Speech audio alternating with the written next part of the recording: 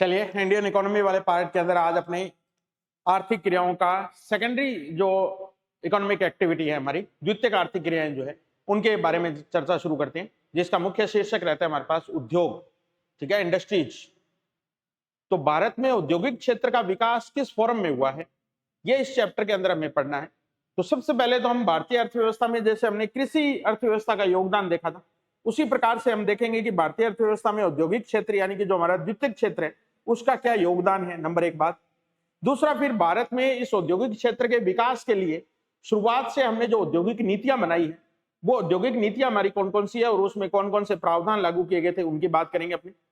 तीसरी, अपने इस बजट के अंदर पिछले वाला जो बजट है हमारा, इस बजट के अंदर इसकी कौन कौन सी मुख्य घोषणाएं हुई है और भारत ने विभिन्न उद्योगों के मामले में पिछले साल कैसा प्रदर्शन किया है, वो सबसे ज्यादा इंपॉर्टेंट है।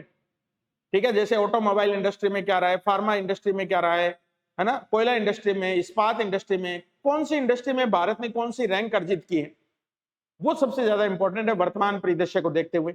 उसके बाद में भारत में उद्योगों का विकास किस क्रम में हुआ है, कौन कौन से उद्योग किस किस टाइप से विकसित हुए हैं उनके बारे में बात करेंगे।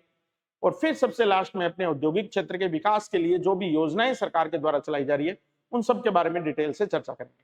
ठीक, तो सबसे पहले हम देखते हैं औद्योगिक क्षेत्र का हमारे अर्थव्यवस्था के अंदर क्या योगदान है, उसके बारे में सबसे पहले हम डिस्कस करते हैं। तो ये हमारा इकोनॉमिक जो रिव्यू है, ठीक है, 2024-25, उसके हिसाब से हम लेटेस्ट चीजों की बात कर रहे हैं। इसमें देखो वही 3-4 चीजें सबसे पहले हम डिस्कस करते हैं।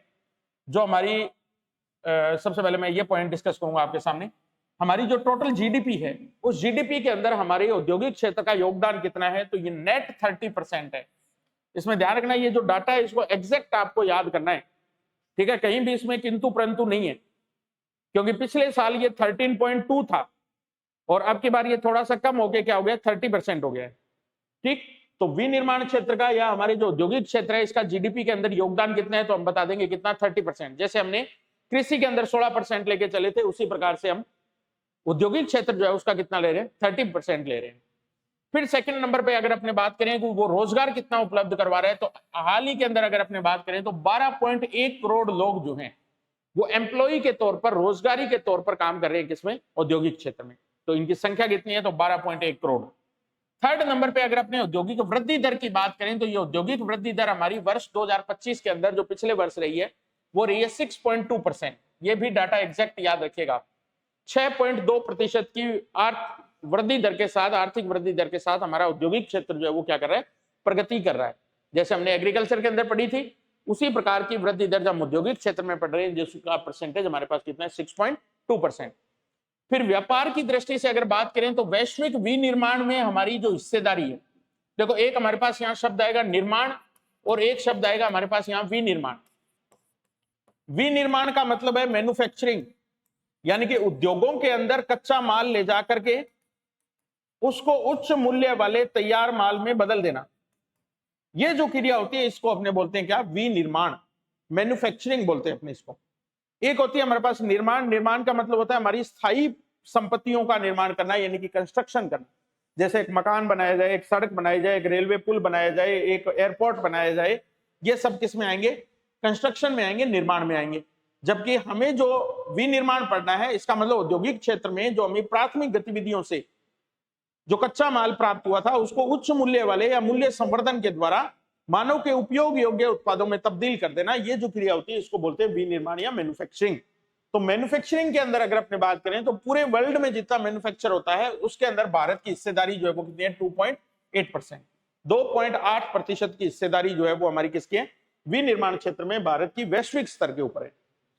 फिर औद्योगिक क्रियाएं जो है इनको हम कौन से क्षेत्र का हिस्सा मानते हैं, द्वितीय क्षेत्र का। द्वितीय क्षेत्र के अंदर कौन कौन सी क्रियाएं शामिल होती है, तो इसमें निर्माण भी शामिल होता है, इसमें विनिर्माण भी शामिल होता है, इसमें खनन को भी शामिल किया जाता है। ये भारत में ही है केवल, ध्यान रखना। माइनिंग, वैसे तो क्या है, खानों से जो भी पदार्थ हमें प्राप्त होता है वो कच्चा माल होता है हमारा, उसको तैयार माल में बदला जाता है। लेकिन इंडिया के अंदर हमने जो माइनिंग वाला सेक्टर है उसको शामिल कर रखा है जिसमें, द्वितीय क्षेत्र में। इसके बाद में खनन के बाद हम इसमें शामिल करते हैं बिजली या इलेक्ट्रिसिटी को, ठीक है, विद्युत आपूर्ति कहने का मतलब। फिर हम गैस और पेट्रोलियम जो है या इनसे बने हुए जो उत्पाद है, रिफाइनरी उत्पाद, उनको भी हम इसी द्वितीय क्षेत्र के अंदर शामिल करते हैं। तो ये प्रमुख प्रमुख हमारे पास क्या है, द्वितीयक क्षेत्र के हिस्से होते हैं, निर्माण, विनिर्माण, खनन, बिजली आपूर्ति, प्राकृतिक गैस, पेट्रोलियम, रिफाइनरी प्रोडक्ट, है ना, इन सबको मिला के हम क्या बोलते हैं, द्वितीयक क्षेत्र बोलते हैं। ठीक है, तो ये चीज ध्यान रखनी। अब सबसे इंपॉर्टेंट बात है कि हमारे औद्योगिक क्षेत्र का आकलन या असेसमेंट हम कैसे करेंगे, किस आधार पर हम ये औद्योगिक वृद्धि दर को निकालेंगे, किस आधार पर ये औद्योगिक क्षेत्र के योगदान को डिसाइड करेंगे। तो इसके लिए एक बहुत ही इंपॉर्टेंट सूचकांक भारत सरकार के द्वारा काम में लिया जाता है, जिसको अपने शॉर्ट में IIP बोलते हैं, हिंदी में इसको अपने औद्योगिक उत्पादन सूचकांक बोलते हैं। इंडियन इंडस्ट्रियल प्रोड्यूस या index of industrial production, index of industrial production, यानी कि औद्योगिक उत्पादन का ये क्या है, हमारा एक सूचकांक है। इसमें से 100% आपके क्वेश्चन पूछे जाने के चांस रहते हैं, तो ये बहुत ही इंपॉर्टेंट है, बहुत ही इंपॉर्टेंट है। ये मान लीजिए आप अभी अपने इसके बारे में डिस्कशन करते हैं कि इसके अंदर किन आधारों को आधार बनाकर अपने ये औद्योगिक सूचकांक जो है उसका परिकलन करते हैं। चलिए ये देखिए आप, सबसे पहले बात, ये सूचकांक किसके द्वारा जारी किया जाता है। सबसे पहली बात तो आपसे यही पूछ ली जाएगी, ये सांख्यिकी और कार्यक्रम क्रियान्वयन जो मंत्रालय है हमारा, फाइनेंस मिनिस्ट्री जो है हमारी, उसके नीचे काम करने वाला एक मंत्रालय है ये, जिसको हम सांख्यिकी और कार्यक्रम क्रियान्वयन मंत्रालय के नाम से जानते हैं। ठीक है, statistics and programme executive ministry ये हमारी है। ठीक है, इसके द्वारा ये सूचकांक जो है वो उसके कैलकुलेशन की जाती है, या उसके द्वारा ये सूचकांक जारी होता है, और इससे संबंधित जितने भी डाटा तैयार होते हैं वो सारे डाटा NSO द्वारा तैयार किए जाते हैं। NSO का मतलब राष्ट्रीय सांख्यिकी संगठन, राष्ट्रीय सांख्यिकी संगठन, नेशनल स्टैटिस्टिकल ऑर्गेनाइजेशन। ये NSO जो है ये हमारे देश की जितनी भी सांख्यिकी से संबंधित डाटा हैं, चाहे गरीबी के हैं, चाहे बेरोजगारी के हैं, चाहे GDP के हैं, किसी भी चीज के सर्वे से संबंधित डाटा है, ये सारे डाटा तैयार करने का काम या इसको कलेक्ट करने का काम कौन करता है, NSO करता है। तो ये औद्योगिक उत्पादन सूचकांक से संबंधित डाटा कलेक्शन जो है उसका काम NSO करता है, और इस NSO की डाटा के आधार पर जो हमारा सांख्यिकी और कार्यक्रम क्रियान्वयन मंत्रालय है उसके द्वारा हर महीने ये सूचकांक जारी किया जाता है। ये बात भी ध्यान रखना, आपसे पूछ लेगा, औद्योगिक उत्पादन सूचकांक जारी किया जाता है त्रैमासिक, द्विमासिक, प्रति माह, वर्ष में 2 बार, ठीक है, या वर्ष में 1 बार। तो ये हर महीने जारी होता है, ये ध्यान रखना है अपने को। अब इसमें जो अपने आधार वर्ष रखते हैं, ध्यान रखना, वो भी हमारा कौन सा है, 2011-12। अभी इसमें परिवर्तन की बात चल रही है, जल्दी ही अगले 2-3 महीनों में ये 2022-23 हो जाएगा, लेकिन अभी तक के आंकड़ों के हिसाब से ये जो औद्योगिक उत्पादन सूचकांक का जो आधार वर्ष रखा जा रहा है वो कौन सा, 2011-12 को ही रखा गया है, पुराने वाले। तीसरी बात देखिए आप, इसमें हम कौन से 3 क्षेत्रों को आधार बनाते हैं, ये भी बहुत इंपॉर्टेंट है। इसके हर एक बात इंपॉर्टेंट है इस औद्योगिक उत्पादन सूचकांक, इसलिए इसको बड़ा सही और मायने वाले तरीके से अपने पढ़ रहे हैं। इसके अंदर 3 बातें शामिल है, कौन सी, विनिर्माण, खनन, और तीसरा इसमें कौन सा है, विद्युत। 3 ही चीजों को शामिल कर रहे हैं हम। और इन 3 सेक्टर के कुल कितने आइटम इसमें शामिल होते हैं, तो 407 आइटम के उत्पादन को इसमें शामिल किया जाता है। हर एक पॉइंट के ऊपर क्वेश्चन है, बार बार बोल रहा हूं। 3 क्षेत्र इसमें शामिल है, कौन से, विनिर्माण, खनन, और तीसरा कौन सा है, विद्युत क्षेत्र। कितने आइटम के आधार पर यह जारी होता है, कितने मद के आधार पर यह जारी होता है, तो कितने आधार पर, 407। अब इन 407 के अंदर अगर अपने बात करें तो विनिर्माण वाला जो भाग है उसको सबसे ज्यादा तवज्जो दी जाती है। इसका जो औद्योगिक उत्पादन या उद्योगों में जो मैन्युफैक्चरिंग हो रही है उसका भारांश या वेटेज इसमें सबसे ज्यादा होता है, 77.63 सबसे ज्यादा वेटेज है इसका। सेकंड पॉइंट पे अगर अपने बात करें तो माइनिंग का सबसे ज्यादा योगदान है इसमें, 14.33, और तीसरा नंबर किसका, विद्युत का, 7.99%। तो एक तो इसका सीक्वेंस इंपॉर्टेंट है हमारे पास, क्रम इंपॉर्टेंट है, आपसे पूछ लेगा पेपर में, है ना, कि भारांश के अनुसार औद्योगिक उत्पादन सूचकांक में दिए गए ऑप्शन में से सही अनुक्रम का चयन कीजिए। तो सर्वाधिक हम बताएंगे विनिर्माण को, सेकंड नंबर हम जो देंगे वो देंगे खनन को, और सबसे कम जो हम देंगे वो किसको देंगे, विद्युत को। ये इनका सीक्वेंस होगा। नंबर 1 बात, ये प्रतिशत भी आपसे पूछा जाएगा, इसको भी आपको याद करना है। 77.63 विनिर्माण का है, 14.33 खनन का है, 7.99 हमारा किसका है, विद्युत का है, इलेक्ट्रिसिटी का है। ये तीनों चीजें मिलकर इसका बारांश डिसाइड करती है। और मैंने बताया था इसकी गणना में यही तीनों सेक्टर काम आते हैं, विनिर्माण, खनन और तीसरा कौन सा हमारे पास, विद्युत। अब हमने बात की है कि हमने इसमें कितने आइटम को शामिल किया है, 407 आइटम शामिल है इसमें। अब ये 407 आइटम कौन कौन से हैं, किस सेक्टर से कितने आइटम आते हैं और उनका बारांश क्या है।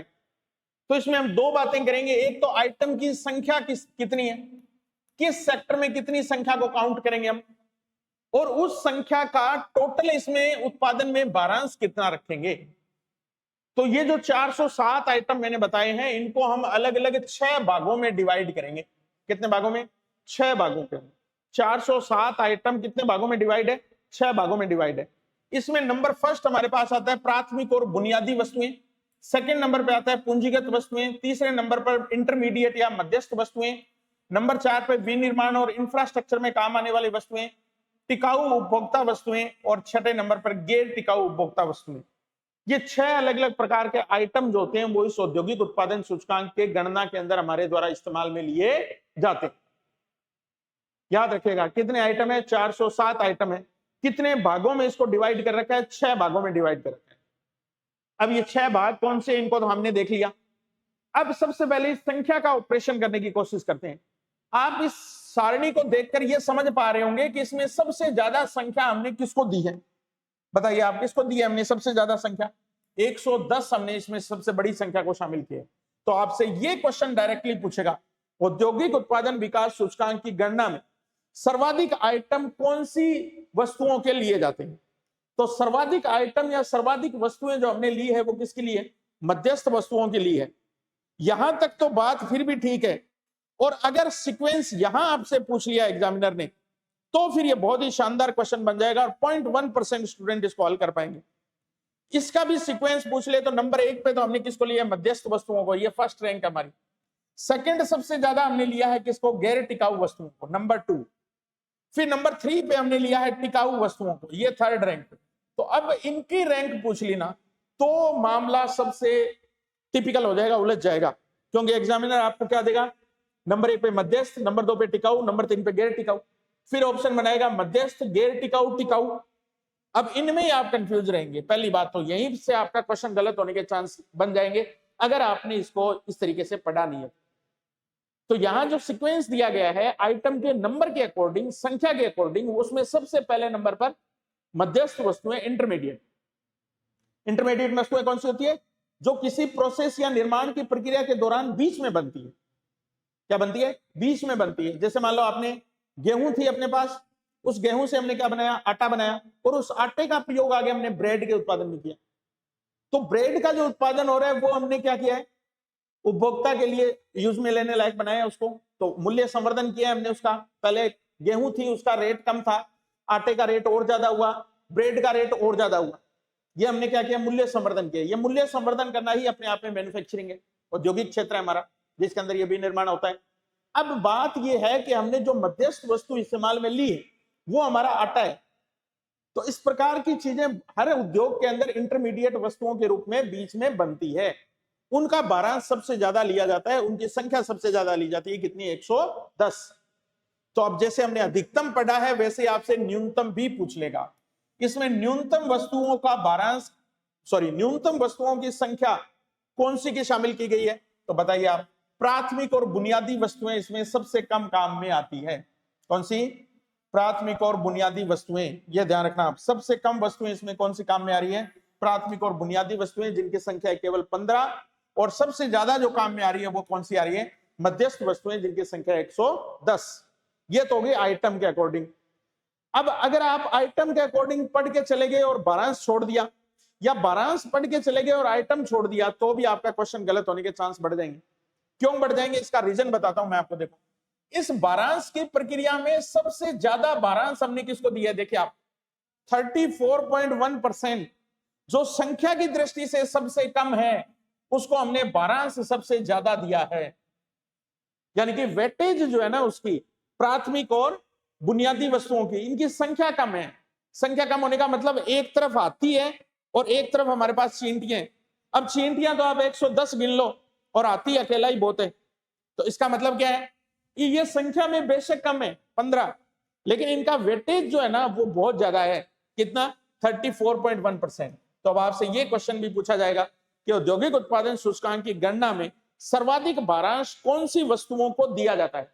तो नंबर फर्स्ट पर उसमें जो रखेंगे हम वो प्राथमिक और बुनियादी वस्तुओं को रखेंगे। किसको रखेंगे बताओ? प्राथमिक और बुनियादी वस्तुओं को। अब यहां पे भी सीक्वेंस इंपॉर्टेंट है। सेकंड नंबर पे हम जो रखेंगे वो किसको रखेंगे? देखिए आप नंबर थर्ड पे जो आए मध्यस्थ वस्तु। तो अब यहां से क्वेश्चन गलत होने के चांस बन जाएंगे हमारे, क्योंकि हमने अगर भारांश पढ़ा है तो हम इसको सही करेंगे, ठीक है। और उसने पूछी हमारे से एग्जामिनर ने क्या? संख्या। तो मध्यस्थ को तो नंबर 2 पे मान रहे हैं, जबकि मध्यस्थ हमारा क्या? नंबर 1 पे, ठीक है। जबकि ये हमने न्यूनतम माना है संख्या की दृष्टि से, जबकि भारांश में इसको हम क्या दे रहे हैं? सर्वाधिक भारांश दे रहे हैं, वेटेज दे रहे हैं। तो इसमें जो 17.2% जो हमने सबसे ज्यादा वेटेज दिया है वो नंबर 1 पे तो हमने दिया है किसको? प्राथमिक और बुनियादी वस्तुओं को। नंबर सेकंड पे जो वेटेज दिया हमने वो दिया है मध्यस्थ वस्तुओं को। और नंबर थर्ड पे जो हम वेटेज देंगे वो ये वाला देंगे 15.3, किसको? गैर टिकाऊ उपभोक्ता वस्तुओं, ठीक है। अब इसमें सबसे कम हमने किसको दिया है? तो याद रखिए पूंजीगत जो वस्तुएं हमारी, पूंजीगत वस्तुओं का मतलब हमारा क्या है? जो स्थायी वस्तुएं हैं, जैसे मान लो उद्योगों के अंदर काम आने वाली मशीनरी है, उद्योगों के अंदर काम आने वाला कोई हमारा फर्नीचर है, वो अपने आप में क्या है? पूंजीगत वस्तुएं। औद्योगिक क्षेत्र में जहां हमने लगा रखा है वो जो हमारी जमीन है वो हमारी क्या है? कैपिटल है, वो हमारी पूंजी है। तो ये जो सारी चीजें होती है इनको अपने क्या बोलते हैं? पूंजीगत वस्तुएं। तो पूंजीगत वस्तुओं का वेटेज सबसे कम है, प्राथमिक और बुनियादी वस्तुओं का वेटेज सबसे ज्यादा है। संख्या की दृष्टि से मध्यस्थ वस्तुओं का संख्या सबसे ज्यादा है, और सबसे कम संख्या वाली जो अगर मध्यस्थ वस्तुएं देखेंगे तो वो फिर हम किसको लेंगे? हाँ, 15 लेंगे हम, किसमें? प्राथमिक और बुनियादी वस्तुओं। तो ये कंसेप्ट भी आपके समझ में आ गया होगा। तो मैं जैसा बता रहा हूं 100% इसमें से क्वेश्चन निकलेगा, और ये आपके लिए बहुत इंपॉर्टेंट कंसेप्ट है, ठीक है। किसके द्वारा जारी होता है? आधार वर्ष क्या है? कितने क्षेत्र इसमें शामिल होते हैं? कितनी मदें इसमें शामिल होती है? प्रत्येक क्षेत्र का भारांश कितना है? इनका अनुक्रम क्या है? इनका सीक्वेंस क्या है? फिर हम ये वाला कंसेप्ट पढ़ रहे थे कि इन 407 आइटम को हमने कितने भागों में बांट रखा है? 6 भागों में बांट रखा है।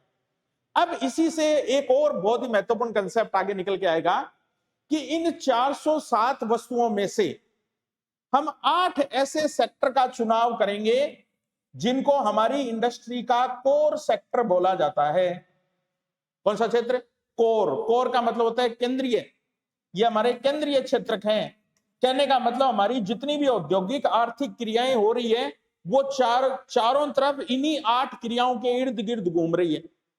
तो वो हमारा सेंटर है, वो हमारा कोर है। तो भारत के कोर सेक्टर में शामिल इंडस्ट्रीज की संख्या कितनी है? 8।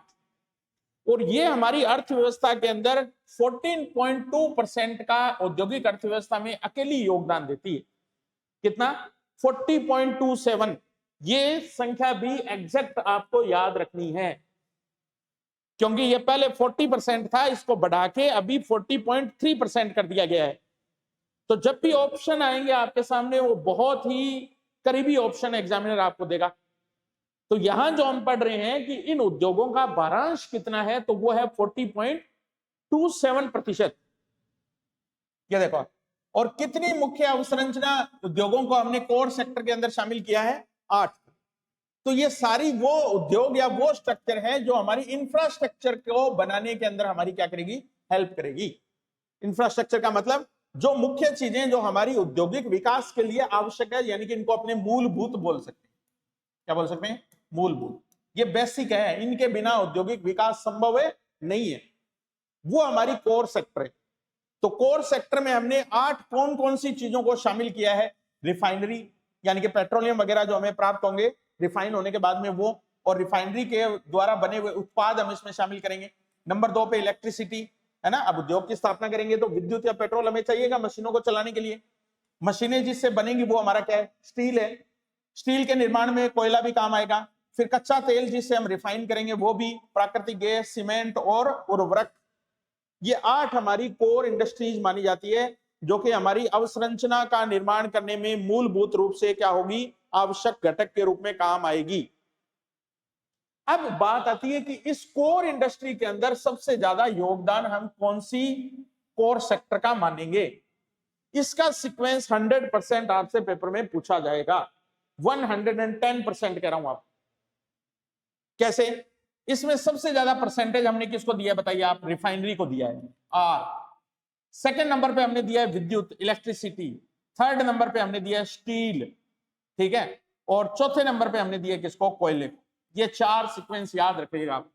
RESC, RESC याद रखना है आपको। R for refinery, E for electricity, S for steel, C for कोयला, कोयल।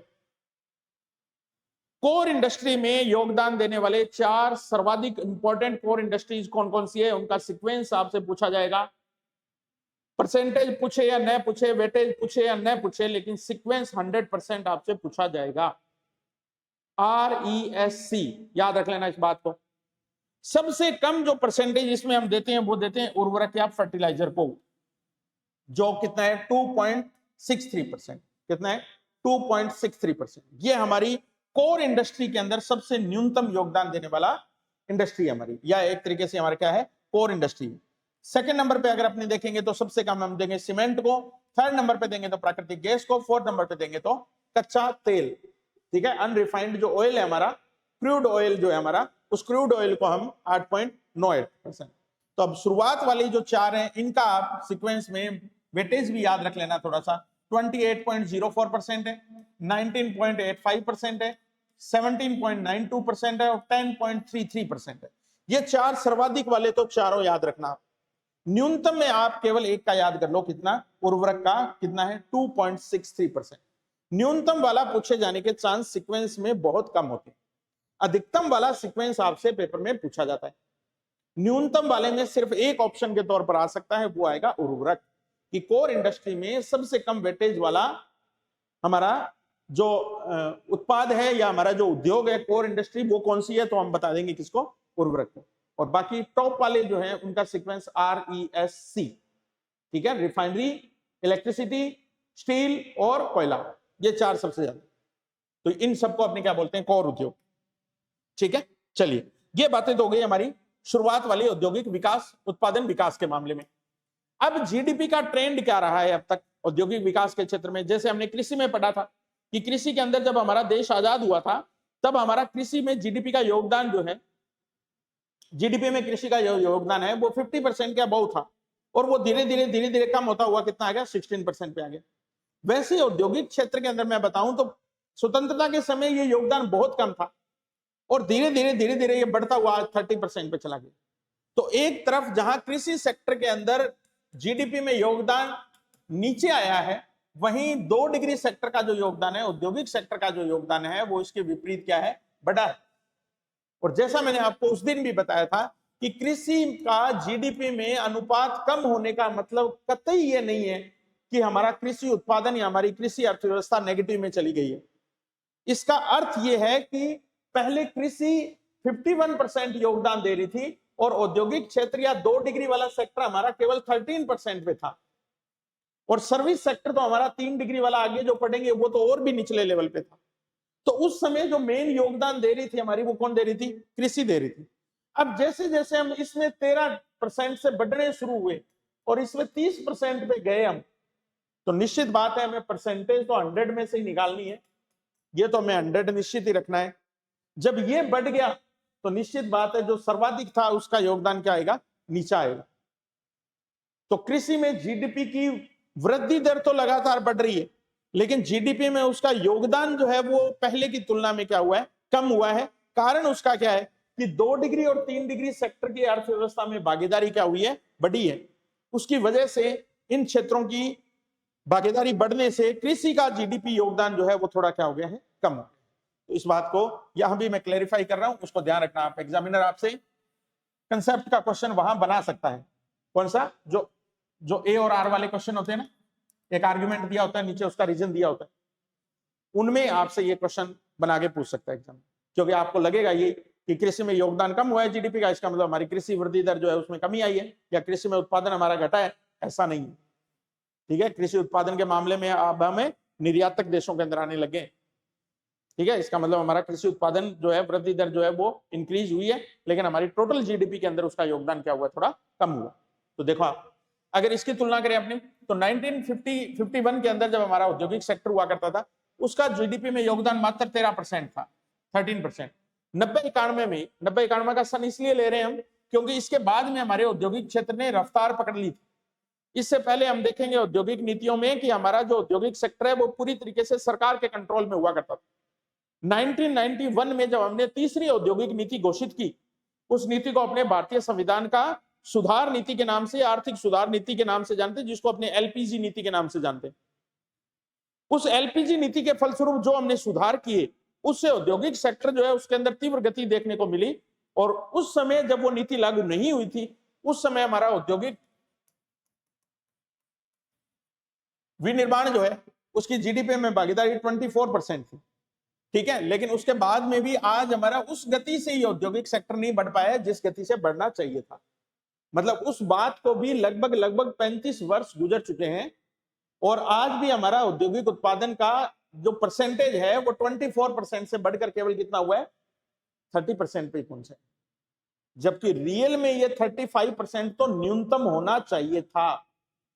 इसीलिए सरकार का ये प्रयास है कि सेकेंडरी सेटअप जो है हमारा अर्थव्यवस्था का, उसको ज्यादा से ज्यादा मजबूत बनाया जाए। ठीक है, द्वितीयक क्षेत्र जो है इसके पीछे दो बड़े रीजन हैं। एक रीजन तो यह है कि अर्थव्यवस्था जब विकसित होती है तो उसका एक क्रम यह रहता है कि वो पहले 1 डिग्री में विकसित होती है, 1 डिग्री वाला धीरे धीरे करके 2 डिग्री में जाता है, 2 डिग्री विकसित होता है, और 2 डिग्री जब विकसित होता है उसके बाद में जो सेक्टर विकसित होता है वहां पे वो कौन सा होता है, 3 डिग्री होता है। सही संतुलित क्रम तो यह है अर्थव्यवस्था के विकास का। लेकिन हमने क्या किया, 1 डिग्री से जंप करके सीधे ही 3 डिग्री पे चले गए हम। यानी कि यह सेक्टर एकदम कमजोर होता चला गया और यह सेक्टर एकदम बढ़ता चला गया।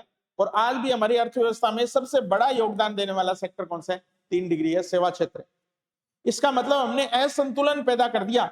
हमारी अर्थव्यवस्था अब तक विकसित अर्थव्यवस्था में आ जाती अगर हमारा 2 डिग्री सेक्टर बराबर विकसित हो रहा होता तो। क्यों? क्योंकि यह सेक्टर जो है ना, ये रोजगार की दृष्टि से सबसे बड़ा सेक्टर बन सकता है जो स्थायी रोजगार दे सके। कृषि वाले जो रोजगार है ना वो स्थायी नहीं है। ठीक है, उनमें कुछ ऐसे लोग होते हैं जो कि छिपी हुई बेरोजगारी का शिकार रहते हैं, उनको रोजगार होता ही नहीं है, फिर भी वो धक्के से लगे हुए होते हैं उसके अंदर। ठीक है, लेकिन यहां ऐसा नहीं है। यहां अगर उत्पादन 12 महीने हो रहा है तो 12 महीने ही उस व्यक्ति को क्या मिलेगा, रोजगार मिलेगा। तो यहाँ असंगठित क्षेत्र होता है रोजगार, अनऑर्गेनाइज सेक्टर होता है। यहाँ आते आते सेक्टर क्या हो जाता है, ऑर्गेनाइज हो जाता है, संगठित हो जाता है। ठीक है, तो ये 2 डिग्री वाला सेक्टर हमारा मजबूत होना चाहिए अगर हमें अर्थव्यवस्था को हमारे देश की विकसित अर्थव्यवस्था में शामिल करना है। तो अभी का अगर अपने बात करें तो औद्योगिक घटक का जो योगदान है हमारा, वो हम पढ़ चुके हैं, कितने परसेंट है, 30%। अब इसमें कौन कौन से क्षेत्र योगदान दे रहे हैं, तो ये 4 महत्वपूर्ण क्षेत्र है जो मैंने आपको बताए थे।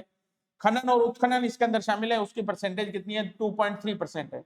उत्पादन कर लो या इसको निर्माण कार्य नाम दे दो आप, निर्माण की भागीदारी जो है वो हमारी 17.3% है।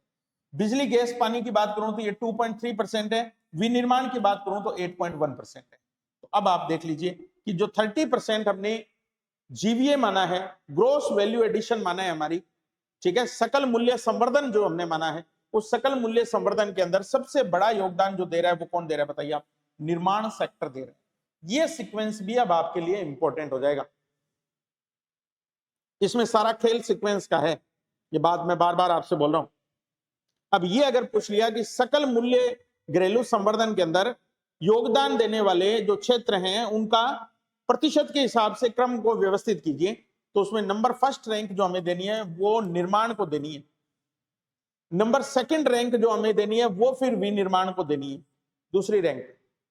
तो विनिर्माण का परसेंटेज अकेला भी आपसे पूछा जा सकता है, यह अकेला भी बहुत है, इंपॉर्टेंट है ये कि औद्योगिक क्षेत्र में विनिर्माण का हिस्सा या प्रतिशत कितना है, तो कितना बताएंगे, 8.1%। सबसे ज्यादा हिस्सेदारी किसकी है, तो हम किसकी बताएंगे, निर्माण सेक्टर की। इन चारों को जब हम जोड़ लेंगे तो हमारे पास जो सकल औद्योगिक क्षेत्र का जो जीवी निकल के आएगा वो कितना आएगा, 30%।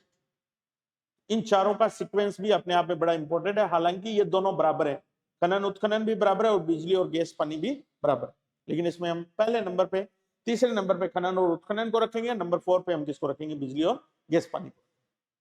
ठीक है, तो ये तो परसेंटेज बराबर है, 2.3, ये 17.3 है और ये कितना है हमारा, 8.1 है। अब इस विनिर्माण को ही बढ़ाने के प्रयास चल रहे हैं सरकार के कि कम से कम 11% पे तो आए, 3% तो हमारी औद्योगिक जो इकाइयां हैं उनके अंदर जीवीए के अंदर उनका हिस्सा बढ़े और ये 30% से बढ़कर कम से कम 35% तक तो पहुंचे।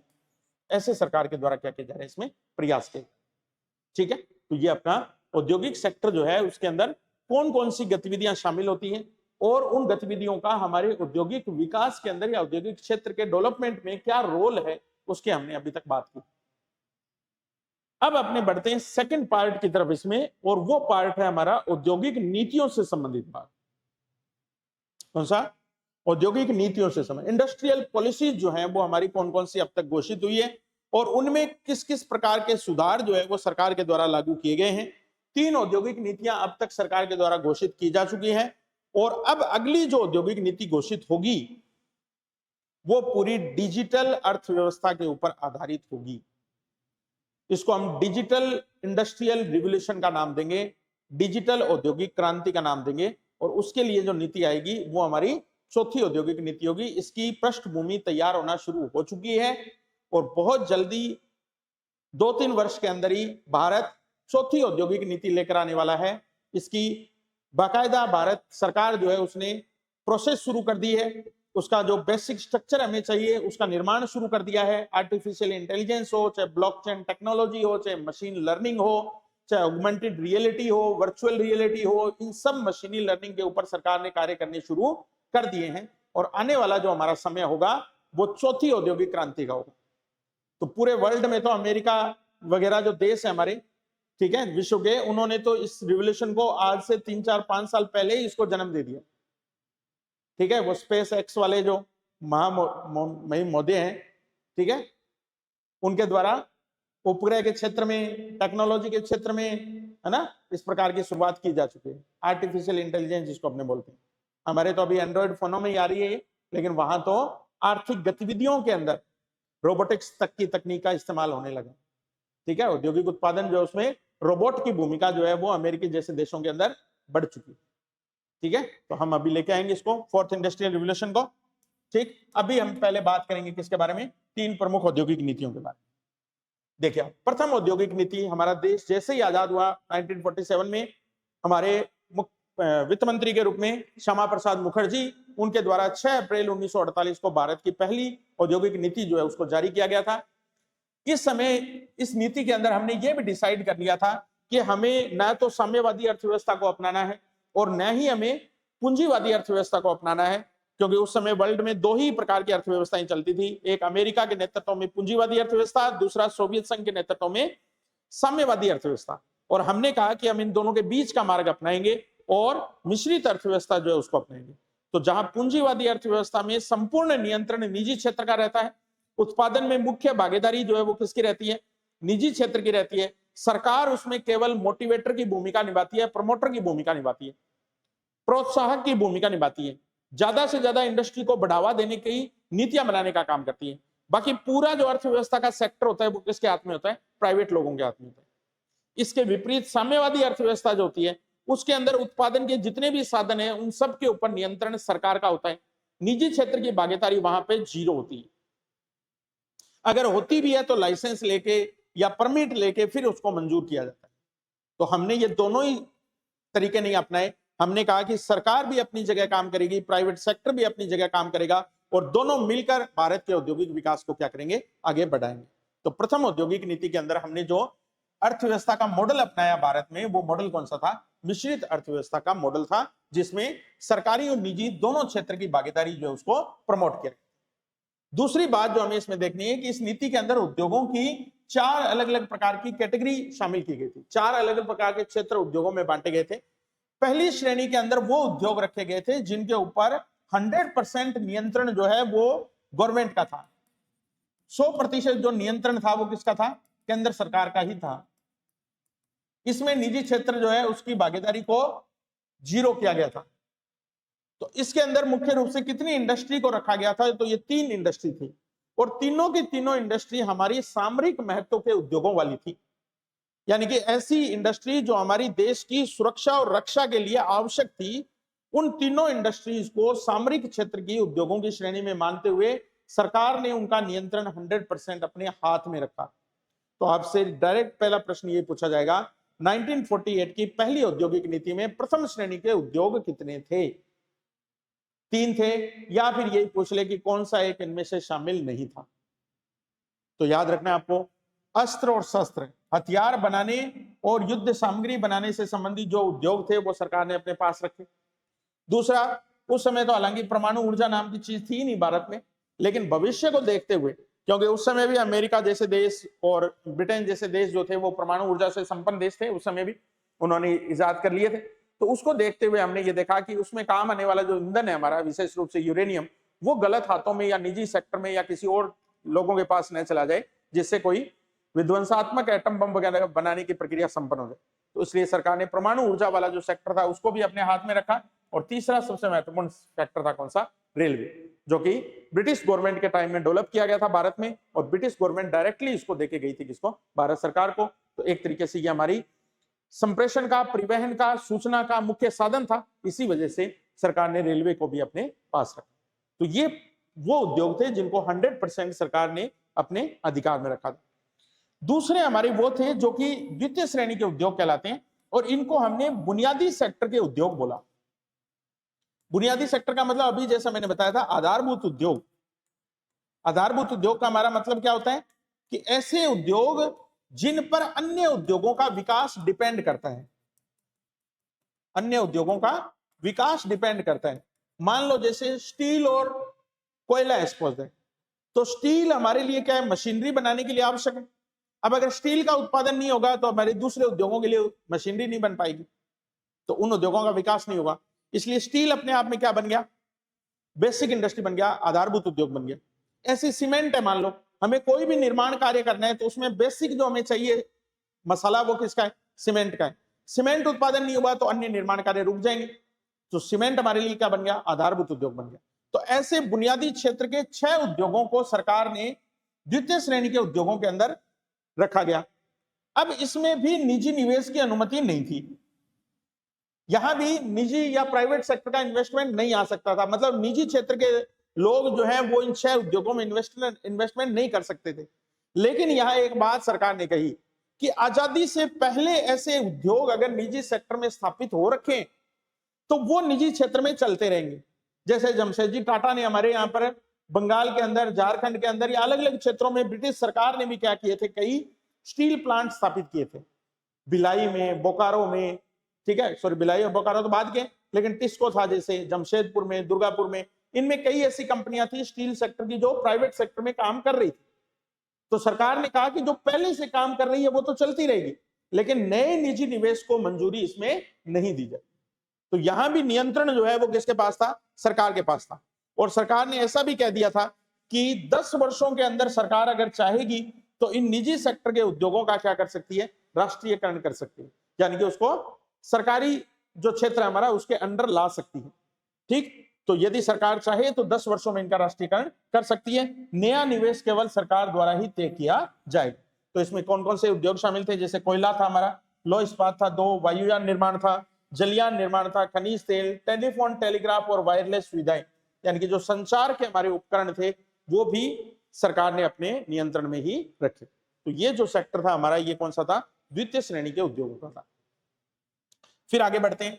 तृतीय श्रेणी के अंदर उन्होंने 18 उद्योगों को जगह दी। कितने? 18 उद्योगों। और इसमें जो उद्योग थे वो सारे निजी सेक्टर से संचालित थे। किसे? प्राइवेट सेक्टर से संचालित थे। कहने का मतलब इनमें प्राइवेट लोग इन्वेस्टमेंट कर सकते हैं, लेकिन सरकार इन पर क्या रखेगी? नियंत्रण रखेगी। सरकार इन पर क्या रखेगी? नियंत्रण रखेगी। कैसे? अपना एक इंस्पेक्टर लगा देगी, अपना एक अधिकारी लगा देगी, अपना एक आईएएस नियुक्त कर देगी कि आप इस कंपनी बोर्ड के प्रशासन के ऊपर क्या रखोगे? नजर रखोगे। ठीक है, यहां कौन कौन सी गतिविधियां हो रही है, कितना उत्पादन हुआ है वो हमें बताओगे आप। और सरकार ने अगर कह दिया कि अब की बार 100 टन उत्पादन ही करना है तो 100 टन ही अधिकतम हो सकता है। अगर उसने 110 किया है तो 10 उसका जब्त कर लिया जाएगा। मतलब इनके ऊपर नियंत्रण जो था वो किसका था? सरकार का। हालांकि ये निजी सेक्टर या प्राइवेट सेक्टर में थे। तो ऐसे उद्योगों की संख्या कितनी थी? 18 थी। इन पर सरकार का नियंत्रण था, जैसे मशीन टूल्स, चीनी बनाने का उद्योग, कागज, सीमेंट, रसायन, सूती वस्त्र और अन्य उद्योग जितने भी हैं वो सारे क्या थे? निजी सेक्टर के 18 उद्योगों में शामिल थे। चौथी श्रेणी के अंदर बचे हुए बाकी उद्योगों को इन्होंने रखा। बाकी बचे हुए उद्योग कौन से? जिनके ऊपर सरकार का नियंत्रण नहीं हो, नंबर एक बात तो अदर बचे हुए निजी सारे इसमें आ जाएंगे। प्लस उस समय भारत के अंदर सहकारी उद्योगों की स्थापना भी शुरू हो गई थी। राजस्थान में आप पढ़ते हो ना, चीनी उद्योग है ना, सूती वस्त्र के उद्योग, ऐसे कोऑपरेटिव सेक्टर में भी उद्योग स्थापित हुए थे। तो वो सहकारी और निजी क्षेत्र के जो उद्योग थे, जिन पर कोई सरकारी नियंत्रण एक तरीके से निजी सेक्टर वालों पे नहीं था, उनको रखा गया कौन से उद्योगों में? चतुर्थ श्रेणी के उद्योगों में।